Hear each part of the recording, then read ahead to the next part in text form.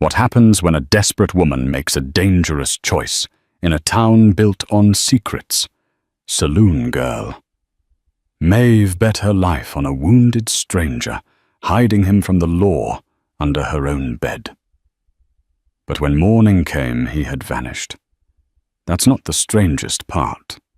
The wanted poster that marked him a dead man. It was gone, too. This isn't a story about a simple escape. It's a story about a lie that unraveled a town, proving that in the Wild West, the most dangerous secrets aren't the ones you keep, but the ones you discover. The air in the Gilded Cage saloon was thick enough to bottle and sell as a cheap tonic. It was a potent concoction of stale beer sweat, unwashed denim, and the cloying perfume the girls used to mask the scent of desperation. For Maeve, it was the smell of survival. She moved through the haze with a practiced grace, her hips swaying just enough to keep the prospectors and cattle hands ordering watered-down whiskey, her eyes sharp enough to spot a cheetah at the faro table from 30 paces.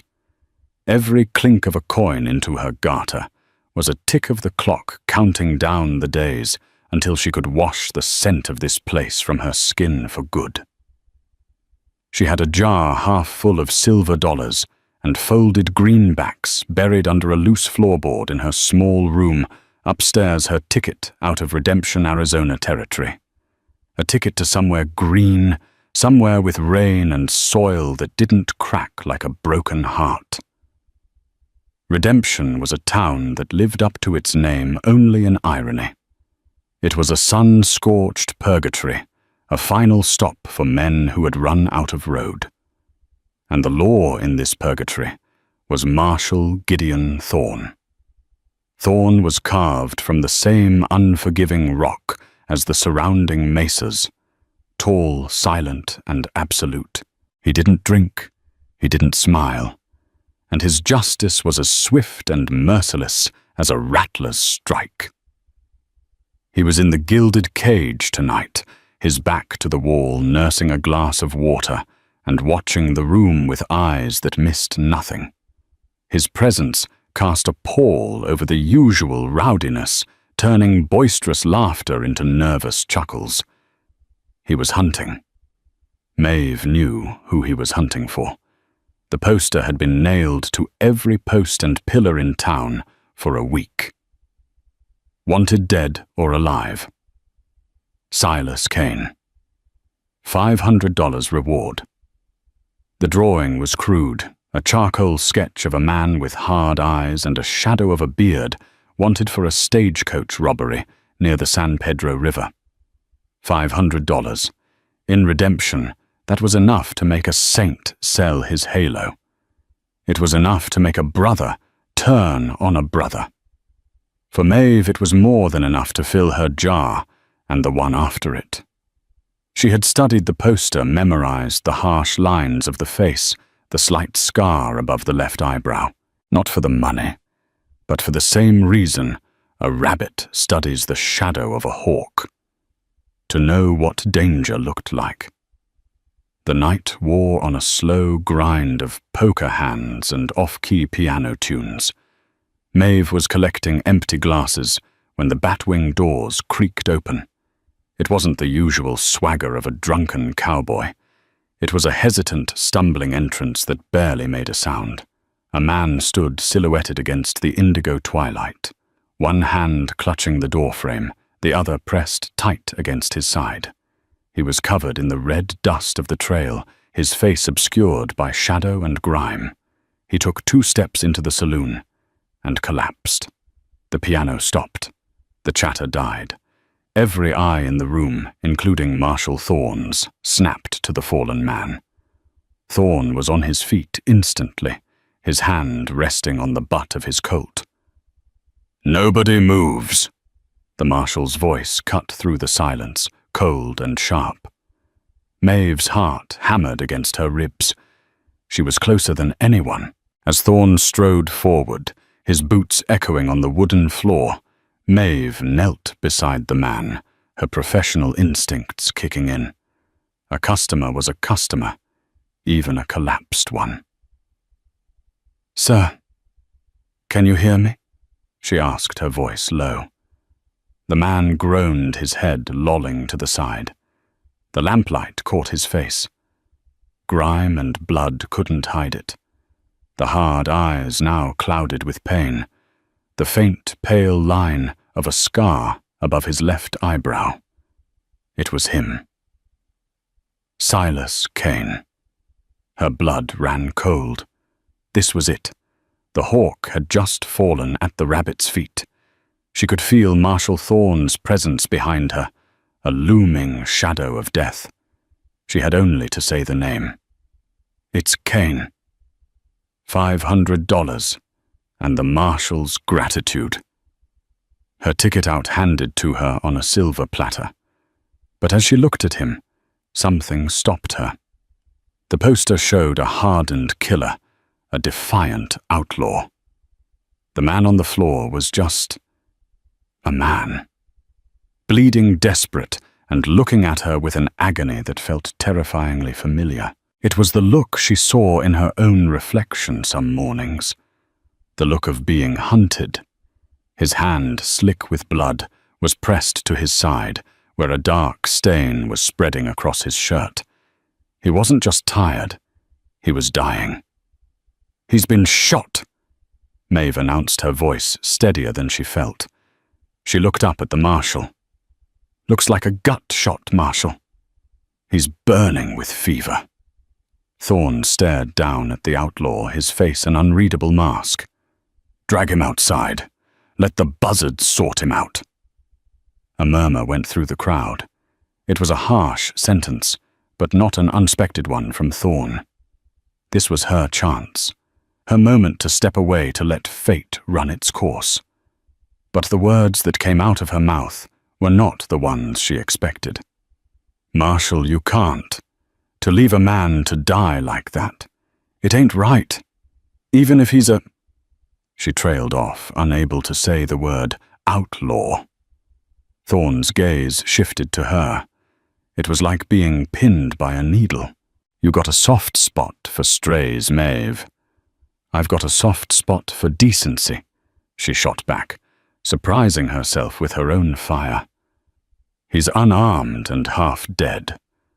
What are you afraid of? Let me take him up to my room. I'll patch him up. He's not going anywhere. You can stand guard outside the door yourself if you like. In the morning, you can take him to the dock or the gallows. But let him face his judgment in the light, not bleed out on my floor." She was gambling. Everything.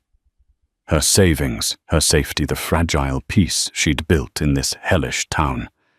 She didn't know why. Maybe it was defiance against Thorne and the cruelty he represented. Maybe it was the flicker of her own past in the fugitive's eyes. The Marshal was silent for a long moment, studying her, then the man on the floor. The entire saloon held its breath. Thorne was a man of the law, but he was also a man who understood appearances. To let a man die without a shred of process could look bad even for him, and Maeve's offer was practical. It contained the situation. "Fine," he said the word like a chip of ice. "But his blood is on your hands and your floor." He motioned to two burly miners. "Get him up. Take him to her room." The miners hauled Silas Kane up, his body limp. He let out a pained hiss as they jostled him toward the staircase. Maeve led the way, her mind racing. What had she done? She could feel every eye in the saloon on her back, a mixture of pity, suspicion, and contempt. The saloon girl with a heart of gold, or the fool who just signed her own death warrant. Her room was small and sparse, containing little more than a bed, a washstand, and the locked wooden chest that held her meager possessions. The loose floorboard with her future was under the bed. The miners dumped Kane onto her mattress with a grunt and left, closing the door behind them. Maeve was alone with the most wanted man in the territory. She bolted the door. her hands shaking. He was barely conscious, his breathing shallow and ragged. She lit another lamp, the small room flickering to life. She gently pulled his hand away from his side. The wound was utterly a dark, puckered hole, seeping blood. It needed cleaning and stitching if he was to have any chance. Working quickly, she fetched her sewing kit, not the one for dresses, but the one with the heavy needle and gut thread she'd used on more than one brawler's split lip. She tore strips from a clean chemise and poured some of her precious whiskey onto a rag. "This is going to hurt," she whispered more to herself than to him. As she pressed the alcohol-soaked rag to the wound, his body arched in a silent scream.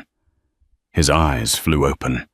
They were a startling grey, clear and intense, even through the pain. He grabbed her wrist, his grip surprisingly strong. "Who?" he rasped, his voice a dry crackle. "Hush now," she said, softly, trying to soothe him as she would a spooked horse. "You're safe for now, just for now." His eyes searched her face, a flicker of disbelief, of suspicion of something else she couldn't name. He held her gaze for a long second before his strength gave out, his head falling back onto the pillow, his grip on her wrist going slack. She spent the next hour in a tense, bloody haze. She cleaned the wound as best she could, fished out a small lead ball that was miraculously shallow, and stitched the flesh together with clumsy but firm hands. He was a dead weight, occasionally groaning, but never fully waking. She bandaged his torso tightly with the clean strips of cloth. Exhausted, she slumped into the room's only chair. The adrenaline was fading, replaced by a cold, creeping dread. Outside her door, she could hear the faint, rhythmic creak of a floorboard. Marshal Thorne, true to his word, was standing guard. She was trapped. Trapped with a man who could get her killed, a man whose life she had just tethered to her own. Hours passed. The sounds of the saloon below faded into a drunken murmur, and then, finally, silence. The only sound was Kane's ragged breathing and the marshal's patient vigil. Sleep was impossible. Maeve sat in the chair watching the rise and fall of the stranger's chest, wondering if he would even live to see the sunrise. At some point, the exhaustion became too much. She knew she couldn't stay in the chair all night. The bed was out of the question. With a weary sigh, she grabbed the thin blanket from the foot of the bed and her single pillow. She would sleep on the floor. It wasn't the first time. As she went to lay her makeshift bed, her eyes fell on the space beneath the frame. It was dark, dusty. It was also the only other place in the room a person could be. A terrible, brilliant idea sparked in her mind. A risk on top of a risk. She went to the door and listened. The creaking had stopped. She cracked the door open a sliver. The hallway was empty. Thorne must have finally tired, or decided to watch from the foot of the stairs. It was a small window, but it was a window. She went back to the bed. "Silas," she whispered, shaking him gently. "Silas, you have to wake up." His eyes fluttered open, glazed with fever. "What?" "The marshal. He'll be back. He'll take you in the morning. They'll hang you." The words felt like stones in her mouth. "You can't be in this bed when he comes in." He tried to sit up, a deep groan rattling in his chest. "Where?" "Here," she said, pointing under the bed. "You have to hide. It's the only chance you've got." He looked at the dark, cramped spot, then back at her. The question was clear in his feverish eyes. "Why?" "I don't know why."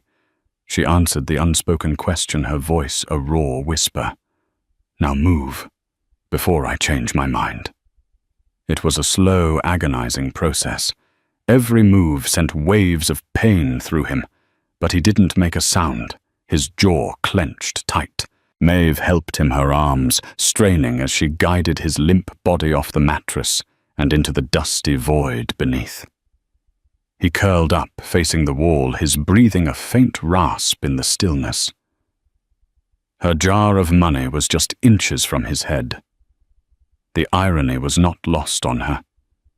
Her future and his life were now sharing the same dusty space. She quickly straightened the bed, smoothing the covers, trying to make it look unslept in. She dabbed a bit of his blood from the floor onto the sheets, making it seem like he'd bled there before she'd gotten rid of the body. Her story was falling apart before it even began. Panic seized her. She needed evidence, proof that he was who they said he was. She remembered the wanted poster she'd taken from the post office wall a few days prior, a morbid curiosity she couldn't explain. She'd tacked it to the inside of her wardrobe. She retrieved it, now the crude drawing a mockery of the bleeding man under her bed. She didn't know what her plan was. Maybe to show the marshal in the morning, to prove she hadn't been lying about who he was, to somehow mitigate her crime. She placed it on the small nightstand, weighing it down with a water glass. Finally, with nothing left to do, she lay down on her pallet on the floor, her body aching with a weariness that went bone deep. She lay there listening to the two distinct sounds that defined her new reality, the faint, pained breathing of the fugitive under her bed, and the silence from the hallway that promised the hangman's noose at dawn. Sleep, when it finally came, was a dark, dreamless abyss. Maeve awoke with a start, the morning sun, a sharp blade of light cutting through the grimy window pane. The room was still, too still. The faint, ragged breathing from under the bed was gone. A cold dread washed over her. She scrambled to her knees and peered into the darkness. Empty. The space beneath the bed was vacant, save for the dust bunnies and her precious jar of money. Silas Kane was gone. She lunged for the door. It was still bolted from the inside. The window. It was painted shut years ago. It was impossible. Her eyes darted around the room, searching for any sign, any clue. And then she saw it. Or rather, what she didn't see. The nightstand was empty. The water glass was there, but the paper it had been holding down was gone. The wanted poster. His wanted poster. The fugitive had vanished from a locked room, and he had taken his own death warrant with him. Panic was a physical thing, a cold knot tightening in Maeve's stomach. He was gone. A man with a fresh gunshot wound and a fever that should have left him delirious had vanished from a room bolted from the inside. It defied logic. It defied reason. But the empty space under her bed was undeniable proof. Thump, thump, thump. The sound on her door was as final as a judge's gavel. Maeve froze her blood, turning to ice. "Maeve, open this door." Marshal Thorne's voice was low, devoid of patience. Her mind raced a frantic scramble for a plausible story. A lie. Her life now depended on her ability to sell a lie to a man who could smell deceit like a wolf smells blood on the wind. She couldn't say he escaped. The bolted door made that impossible. She couldn't say she let him go. That was a confession. He died. The thought came sharp and cold. He died, and I panicked. It was thin, but it was something. She took a deep, shaky breath, unbolted the door, and opened it. Marshal Gideon Thorne filled the doorway, his silhouette blocking the morning light from the hallway. His eyes the color of a winter sky. Immediately swept the room, taking in the rumpled bed, the pallet on the floor, and her own disheveled state. They were eyes that didn't just see. They assessed, catalogued, and judged. "Where is he?" Thorne asked, stepping into the room without invitation. "He's gone." Maeve stammered, her voice a reedy whisper. Thorne's gaze narrowed. "Gone where?" "He's dead," she blurted out. The lie felt clumsy on her tongue. "His fever. It got worse during the night. He started coughing up blood. I thought he was just in a bad way, but then he just stopped. He was cold." She wrapped her arms around herself, forcing a shiver. It wasn't hard. The marshal's eyes flicked to the sheets on the bed. She saw him notice the small, dark smear of blood she'd placed there. His expression didn't change. "And the body?" he asked, his voice dangerously soft. "I panicked," she said, the story tumbling out now, gaining a desperate momentum. "I didn't know what to do. You said his blood was on my hands. I thought everyone would think I killed him, that you would." She looked at him, trying to inject her performance with a genuine fear. "So I took him out, through the back alley. I left him by the old livery stables." It was a terrible lie. Moving a dead man by herself? Unlikely. Getting past him in the hall? Nearly impossible. But it was the only lie that accounted for a missing body. Thorne walked slowly around the small room, his boots silent on the floorboards. He ran a finger along the windowsill, checking the dust. He peered at the lock on the door. He was a predator examining a trap. He stopped at the nightstand and stared at the water glass. "There was a wanted poster here last night," he said. It wasn't a question. Maeve's heart stopped. She had forgotten. In her panic about the man, she had forgotten about the paper. "The poster. Don't play dumb with me, Maeve. I saw it when the miners brought him up. The poster for Silas Kane." His gaze locked onto hers. "Where is it?" I must have used it," she said, thinking fast. To help clean up the blood. Then I burned it. In the lamp. I didn't want any proof he'd been here." Every word of the lie dug her deeper into the hole. Thorne stared at her for a full minute, the silence stretching until Maeve felt her nerves would snap. He knew. He had to know she was lying. But he couldn't prove it. The room offered no clues. There was no sign of a struggle, no hidden passage, no broken window. There was just her, a saloon girl with a story full of holes and a terror in her eyes that was all too real. "You move a dead man in the middle of the night past me and dump him in an alley," he said, his tone flat, reciting the absurdity of her tale. "And you burn the one piece of evidence that would have earned you $500. The money wouldn't do me any good in a cell, Marshal," she whispered. He took a step closer, his presence overwhelming in the tiny space. "I'm going to go look for your body, Maeve. If I don't find it, I'm coming back for you. And when I do, I will tear this room apart, board by board, until I find out what really happened here. Do you understand me?" She could only nod, her throat too tight to speak. He turned and left without another word, his footsteps receding down the stairs. Maeve collapsed back against the door, her legs giving out.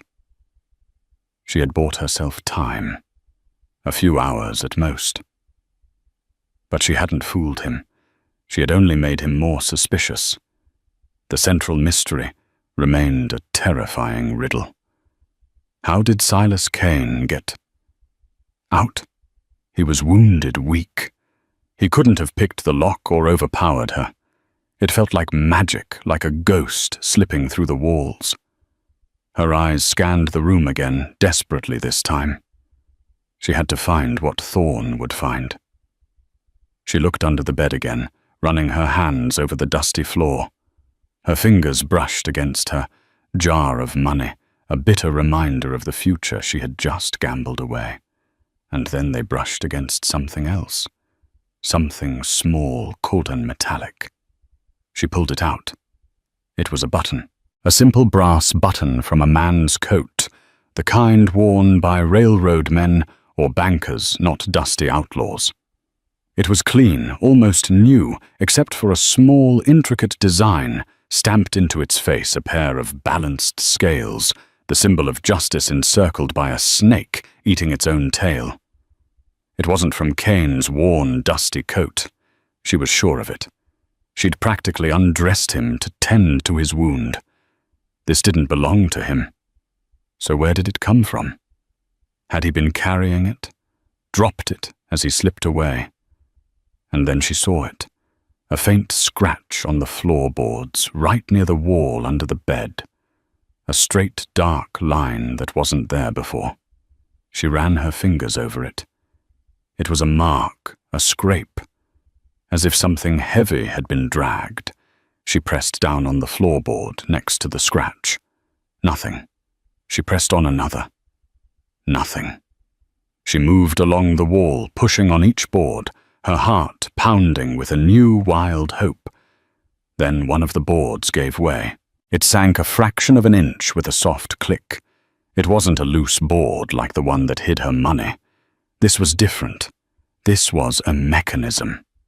With trembling fingers, she pried at the edge of the board. It lifted. Beneath it wasn't the dusty crawl space of the saloon, but a dark, narrow opening. A tunnel. A cold shock ran through her. This room, her room, had a secret, a hidden passage built into the foundation of the gilded cage itself. Kane hadn't vanished into thin air. He had walked out through the floor. This changed everything. This wasn't a random outlaw stumbling into a random saloon. He had come here for a reason. He had known about this room, about this tunnel. Someone had built it. Someone knew it was here. Who her boss, a fat, greedy man named Abernathy, was too stupid and too cheap for this kind of intrigue. The girls unlikely. They came and went like the seasons. This was old. This was planned. She lowered the board back into place. It clicked shut, the seam almost invisible. She now possessed a secret far more dangerous than the fact that she had hidden a fugitive. She knew the gilded cage was not what it seemed. It was a place with hidden ways, a place where people could disappear. Abernathy's voice boomed from the bottom of the stairs, shaking her from her thoughts. "Maeve, get your tail down here. The customers ain't gonna serve themselves." Reality came crashing back. She had to work. She had to go downstairs and face the whispers. The stairs, the suffocating judgment of the entire town, all while Marshall Thorne was out searching for a body that didn't exist. She splashed cold water on her face from the wash basin, straightened her dress, and took a deep breath. Composure was a weapon, and right now it was the only one she had. She tucked the strange brass button deep into a small pocket sewn on the inside of her chemise. It felt heavy, like the weight of the secret it represented. When she descended the stairs, the saloon was already buzzing with the news. She could feel it the moment she stepped into the main room. The piano player, a sad-eyed man named Walter, faltered in his tune. The other girls clustered by the bar fell silent and turned to stare. Their eyes held a mixture of fear and morbid curiosity. "Is it true?" whispered Maeve, a girl whose youthful face was already starting to harden. "The marshal says the outlaw you took in died." "He was sick," Maeve said, her voice flat, offering no more details.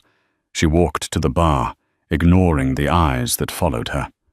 Abernathy waddled over his face, flushed with agitation. "A dead man in my establishment, Maeve Thorne, was just here asking questions. This is bad for business."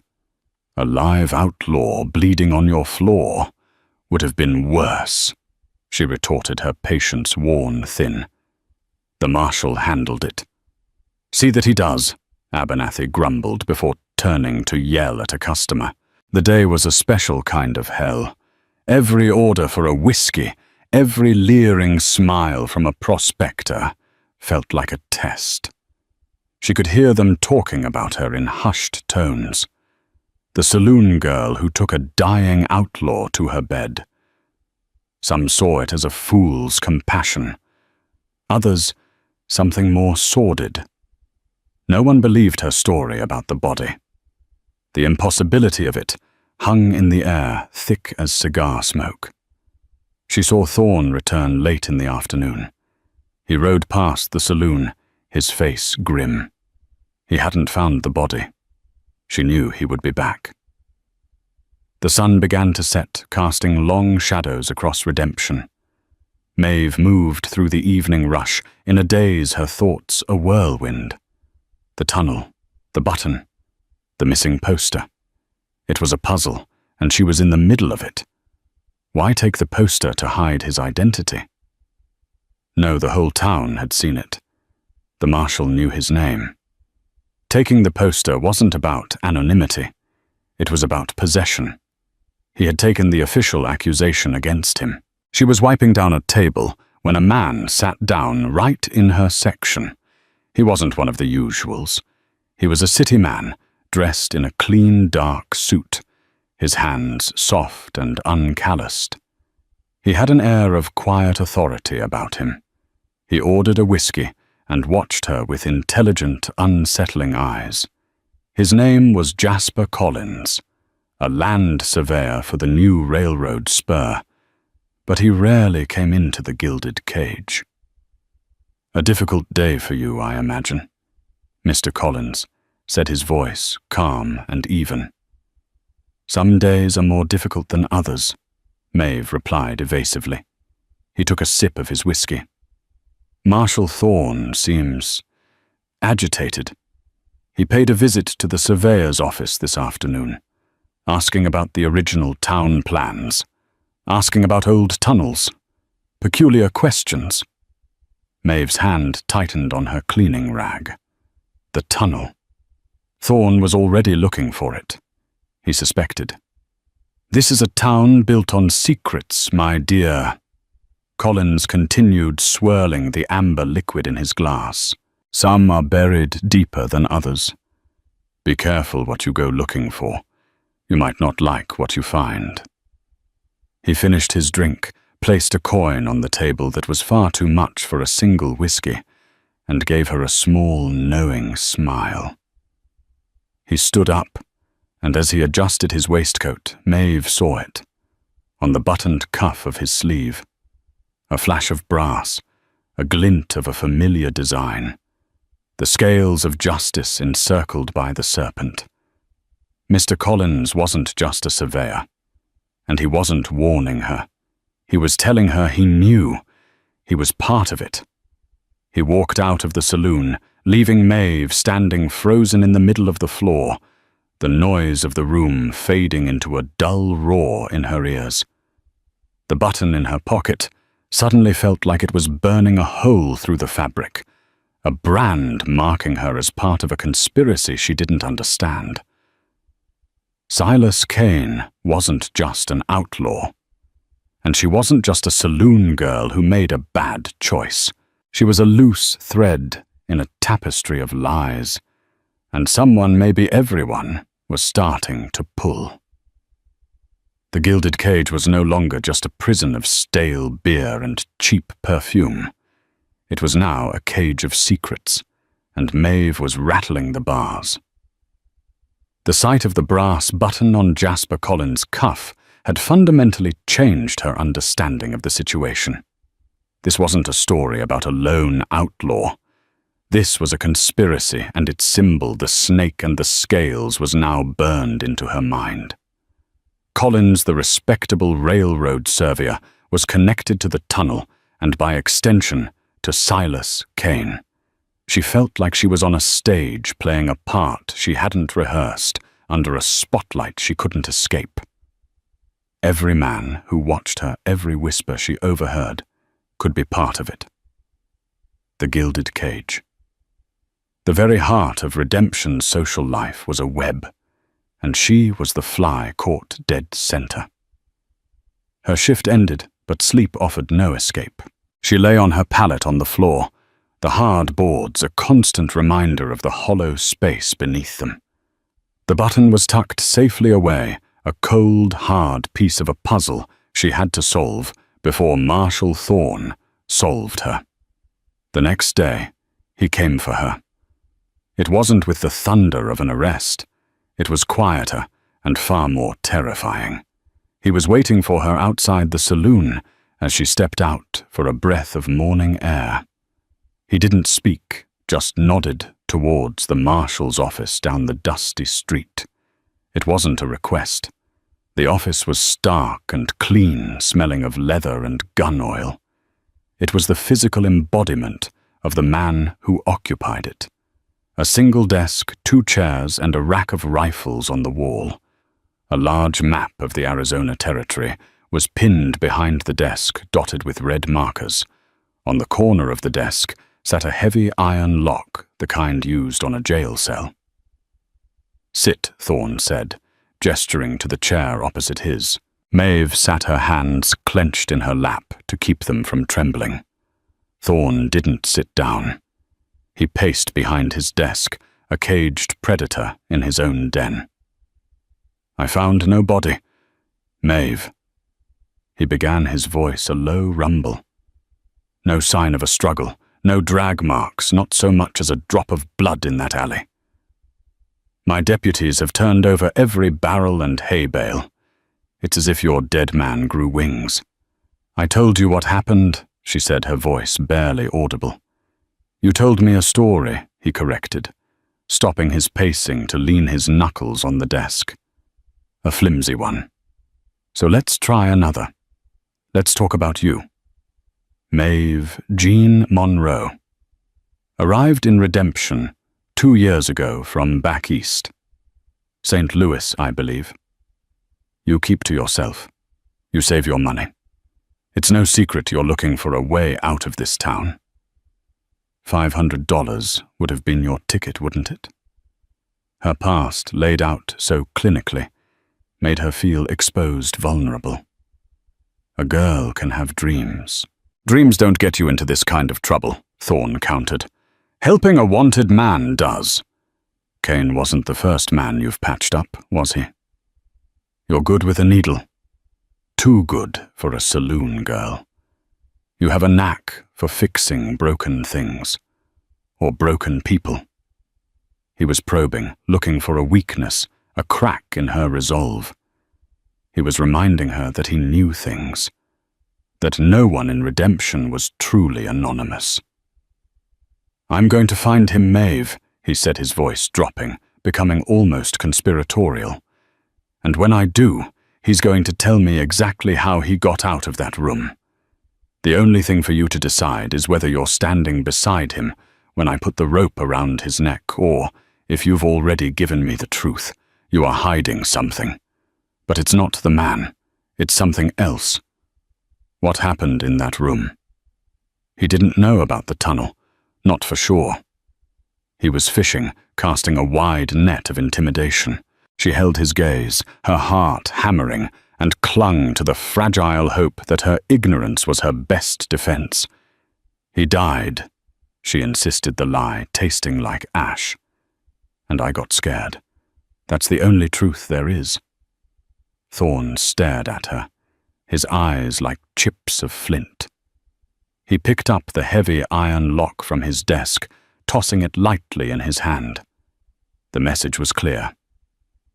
"You don't leave town. I'll be watching you. Every drink you pour, every man you talk to, I'll be watching." He placed the lock back on the desk with a soft, final click. "You can go." She walked out of the marshal's office and back into the sunlight. But she felt colder than ever. Thorne's threat was a physical weight, a promise that the walls were closing in. He wasn't just investigating a crime anymore. He was hunting her secret. Back at the saloon, the day passed in a blur of forced smiles. During the evening rush, a miner pressed a silver dollar into her hand. Tucked against the cold metal was a folded scrap of paper. Her heart pounded. In the back storeroom, she unfolded the scrap of paper. The handwriting was sharp and precise. Cemetery. Midnight. Come alone. It was from Kane. But how could she possibly slip away with Thorn watching her every move? An idea born of desperation began to form. Maeve, the young saloon girl, had been complaining all day of a toothache. Maeve found her upstairs after her shift, looking pale and miserable. Maeve said softly, "The undertaker, Mr. Henderson, always has oil of cloves. Let me borrow your shawl. If the marshal stops me, I'll tell him I'm getting this for you." It was a risk, but a calculated one. Draping the shawl over her head to obscure her face, Maeve slipped out the back alley of the saloon, heading not towards the undertaker's, but in the opposite direction towards the low wrought-iron fence of the Redemption Cemetery. The moon cast an eerie skeletal light over the leaning headstones. She pushed open the creaking gate and stepped inside. "You came." Silas Kane stepped from the shadows of a large stone angel. He was leaning heavily on the statue, his face pale, but he was alive. "You're a fool for coming," he rasped. "You're a fool for thinking I wouldn't." She shot back her fear, making her bold. There was a tunnel. He nodded slowly. An old relic from the town's founding days. A bootlegger's run. Some of us still find it useful. "Some of us," she pressed. "Like the surveyor, Jasper Collins." A flicker of surprise crossed Kane's face. "You're quick. That's good. Listen to me, Maeve. I am not who you think I am. The wanted poster says you're a thief. The wanted poster is a lie," he said, his voice laced with a sudden fierce intensity. "The stagecoach robbery was real, but it wasn't about the money. We were after a ledger, a book of names, dates, and payments, proof that the man running this town is rotten to the core." Abernathy Maeve guessed. Kane gave a short, bitter laugh. "Abernathy is a pawn, a greasy, pathetic pawn. I'm talking about the man who pulls his strings, the man who pulls everyone's strings. Marshal Gideon Thorn." Maeve stared at him, stunned into silence. Thorn. The iron-willed lawman. The man who seemed to be the only source of order in the chaos of redemption. Thorn is the king of this wasteland. Kane continued, his voice low and urgent. He controls the freight lines, the mining claims, the water rights. He launders his money through the bank and uses men like Abernathy to keep an eye on things. That stagecoach was carrying his ledger, a payoff from the railroad. We got the book, but I got a bullet for my trouble. The wanted poster wasn't to catch me. It was to get that ledger back before I could get it to the territorial governor. It all started to click into place. Thorn's strange obsession with the case. His immediate appearance at the saloon. His psychological warfare. The poster, Maeve whispered. "Why did you take it?" For the first time, a grim smile touched Silas Kane's lips. "Because it wasn't just a poster. Turn it over." He reached into his coat and produced the familiar crumpled paper. He handed it to her. Her fingers trembling, Maeve turned the wanted poster over in the dim moonlight. The back wasn't blank. It was covered in faint, spidery handwriting. "It's a key," Kane explained. "The ledger is coded. The poster has the decryption key written on the back in invisible ink, lemon juice. It only shows up when you heat it. One of my associates put it there as a safeguard. Thorn knew I was wounded. He figured I'd be caught and he'd get the poster and the key back. He never imagined someone like you would hide me. Who are you? She asked, her world tilting on its axis. My name is Silas Kane, and I work for the Pinkerton Detective Agency, he said. I was sent here to bring down Thorn's entire operation. Collins is my partner. The button. The scales of justice. The Pinkerton motto. We never sleep. Thorn suspects you, she said, her mind racing. He questioned me today. He's watching me. I know Kane said. That's why I need you. Collins and I are outsiders. But you're part of the furniture. They see you, but they don't see you. Thorn will be focused on you trying to break you. That makes you the perfect distraction. I need you to be my eyes and ears inside the gilded cage. I need you to listen. Watch who Collins talks to. See who meets with Thorn. The ledger gives us the what. I need you to help me find the who and the when. He was asking the impossible. He was asking her to become a spy to play a double game against a man as deadly as Gideon Thorn. It was a death sentence. But as she looked at him, at the desperation and determination in his eyes, she thought of her jar of money under the floorboards. She had been saving to buy her freedom. But maybe freedom wasn't something you could buy. Maybe it was something you had to take. What do I do? She asked, the words sealing her fate. He reached into his pocket again and gave her a small metal tin of what looked like mints. If you have information, find Collins. Order a sarsaparilla. He'll know what it means. If you're in immediate danger, go to the church and light a single candle in the front window. Day or night, someone will find you. She took the tin, her world tilting on its axis. An hour ago, she was a saloon girl trying to survive. Now she was a Pinkerton asset in a shadow war for the soul of a town. Go, Kane urged her. Get back before you're missed. She turned and ran, clutching the wanted poster and the tin of mints, leaving the city of the dead behind. She slipped back into the saloon, her heart pounding a frantic rhythm against her ribs. She had survived the night, but the dawn promised a new and far more dangerous day. She wasn't just hiding a fugitive anymore. She was hiding a truth that could get them all killed. Returning to the gilded cage was like re-entering a dream. The faces were the same, but Maeve was different. She was a spy in plain sight, and the saloon was her hunting ground.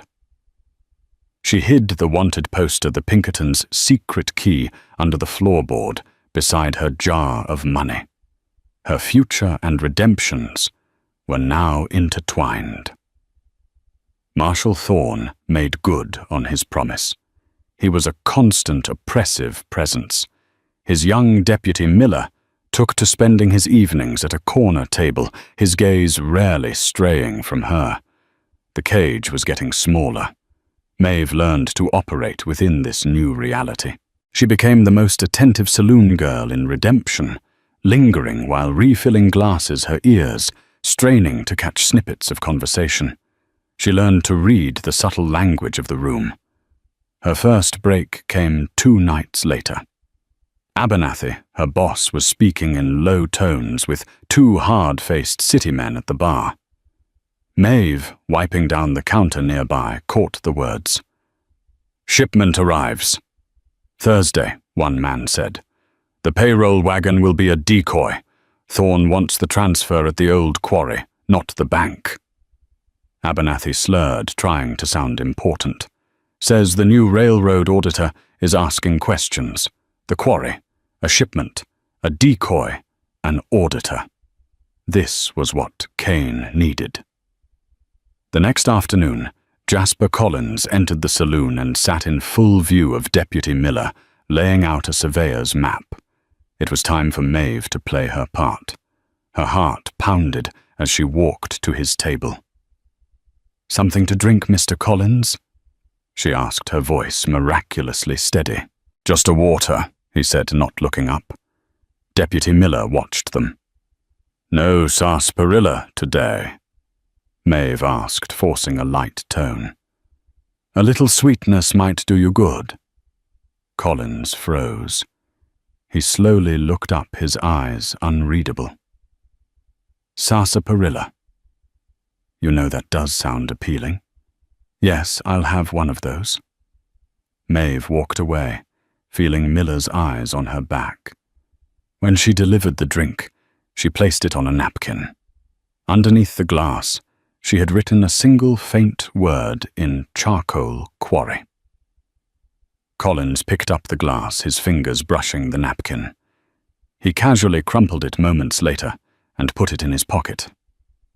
The exchange had taken less than a minute, but it felt like a lifetime. That evening, the atmosphere in the saloon was tense. Thorne himself came in and spoke quietly with Deputy Miller, who then left. Something was in motion. Maeve, the young girl whose toothache had been Maeve's alibi, grew distant. "You've been acting strange, Maeve," she said as they cleared tables. "The marshal asks about you. I see you watching everyone. I saw you with that surveyor. You've never offered him a sarsaparilla before." Maeve was observant, a threat Maeve hadn't anticipated. "Be careful, Maeve," Maeve whispered. "This town, it eats secrets, and the people who keep them." That night, Maeve couldn't sleep. She retrieved the wanted poster and by the light of her lamp gently heated the back. Faint brown writing began to appear, a list of initials and corresponding numbers. It was the decryption key for Thorne's ledger. GT 2000 Gideon Thorne. A floorboard creaked in the hallway. Maeve doused the lamp, plunging the room into darkness, the poster still warm in her hands. A faint metallic scratching came from her door. Someone was picking the lock. It was Thorne. He knew. She was trapped. Her eyes darted to the window, her emergency escape to signal the church. She had secretly scraped the paint from the frame, just in case. The lock on her door clicked open. Clutching the poster, Maeve scrambled to the window and threw her shoulder into the sash. It gave way with a groaning crack. The door to her room began to creak open. Behind her, Thorne stepped into the room, a dark silhouette against the hall light. "Going somewhere, Maeve?" His voice was a deadly calm. She didn't answer. She took one last look at his shadowy form, and then she jumped. Maeve hit the ground hard. Pain shooting up her ankle. Scrambling to her feet, she knew she couldn't outrun him. Above, a light flared in her window. Marshal Thorne looked down. A lantern held high, savoring the moment. He knew she had nowhere to run. The church. It was her only hope. Clutching the precious wanted poster, she half ran, half limped down the alley, using the wall for support. Every step was agony. She could hear the heavy tread of Thorne's boots as he descended the saloon's back stairs. He wasn't running. He was hunting. Gathering her strength, she burst from the alley and hobbled across the dusty road. She could feel Thorne's eyes on her, letting her lead him to her accomplices. She stumbled through the church door into the dark, silent space. Her hands shook violently as she struck a match and lit a single candle, placing the tiny beacon on the sill of the front window. The signal was sent. She turned to see Marshal Thorne fill the doorway, his massive frame blocking her escape. He held his Colt Peacemaker, its barrel glinting in the candlelight. I knew you were more than just a saloon girl, he said, his voice echoing as he stepped inside. Hiding fugitives, passing secrets. Who are you working for, Maeve? I work for myself. She spat, backing away, her ankle throbbing. You're a terrible liar, Thorne said, advancing. I run this town. I am the law. Did you really think a Pinkerton cur like Kane could save you? He knew everything. We have the ledger. Thorne, she bluffed. It's over. He laughed, a cold, empty sound. You have a book of numbers. You have nothing without the key. He gestured with his gun towards the crumpled poster she was clutching. Give it to me. You'll have to kill me for it. That can be arranged, he said, raising the gun. Suddenly, a voice cut through the tension from the back of the church. I wouldn't do that, Marshal. Jasper Collins stepped from the shadows, a shotgun held steady. From the other side, another figure emerged, Walter, the sad-eyed piano player, holding a revolver with grim determination. Thorne was momentarily surprised. Collins, I should have known. And Walter, the piano man. This is your grand conspiracy. Enough people are tired of living under your thumb, Thorne Collins said firmly. Brave words, Thorne sneered. But I am the Marshal, and I didn't come alone. When, as if on cue, two of Thorne's deputies appeared in the doorway, rifles raised. They were trapped. Drop your weapons, Thorne commanded. It's over. But then a third voice joined the chorus from outside. No, Gideon. It's over for you. Silas Kane stood in the open doorway, flanked by 4 men with rifles. He was pale and leaned on a cane, but his eyes were hard as iron. He had seen the signal. My associates from the Territorial Governor's office, Kane announced. They find your methods of law enforcement compelling. Thorne's face curdled with pure rage. His empire was crumbling. He looked at Maeve with venomous hatred. She was the cause. In a final desperate act, he lunged, pulling her in front of him as a shield and pressing the cold muzzle of his Colt to her temple. Everybody out, or she dies now, he roared. Maeve's world narrowed to the cold steel and Thorne's hot breath. But as he focused on his enemies, he underestimated the woman in his arms. She was done being a victim. With a surge of primal fury, she stomped her heel onto his foot and thrust her head back, slamming her skull into his nose with a sickening crunch. Thorne roared in pain, his grip loosening for a second. It was all she needed. She dropped to the floor as the church erupted in a deafening explosion of gunfire. When the smoke cleared, Marshal Gideon. Thorne lay dead. In the stunned silence, Silas Kane limped over and helped her to her feet. I told you that you were quick, he said with a tired smile, and tough as nails. A week later, Redemption was a different Tor town. Territorial marshals had taken control, armed with Thorne's ledger and the key Maeve had protected. Abernathy was in jail. Collins was helping the new authorities, and Walter was back at the saloon, playing a cheerful tune. Maeve sat in her room, packing. On her bed sat her jar of money, now full to the brim. The $500 reward had been given to her. It was her ticket out. There was a knock. It was Silas Kane. I came to say goodbye, he said. We're leaving for Prescott. Back to the Pinkertons? She asked. He nodded. There's always another corrupt town. He looked at her bag. Where will you go? Somewhere green, she said, truthfully. Somewhere quiet. You know, he said seriously, the agency is always looking for brave, resourceful people. You have a knack for it. She considered it for a moment a life of adventure. But then she looked at her jar of money, the symbol of a simple dream she had fought so hard for. "Thank you, Silas," she said, a genuine smile gracing her lips. "But I think I've had enough secrets to last a lifetime." He smiled back, his eyes full of respect. "I understand. Well, Maeve Jean Monroe, it was an honor. It was an education." "Silas Kane," she replied. She watched him walk away. An hour later, she walked down the same hall for the last time, not looking back. She bought a ticket for the morning stagecoach heading east and breathed in the dusty air of redemption. It no longer smelled of desperation. It smelled of a new beginning, a future she had built herself, one brave, foolish, defiant choice at a time.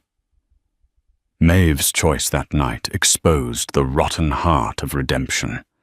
She thought she was hiding a common outlaw, but she was hiding a truth. Powerful men wanted buried forever. The missing poster was just the first move in a deadly game. Her story proves that true redemption is found not in a church, but in the courage of a single defiant soul. If this story of grit and betrayal captured your imagination, be sure to hit like, share it with a friend who loves a good mystery, and subscribe for more untold stories from the past.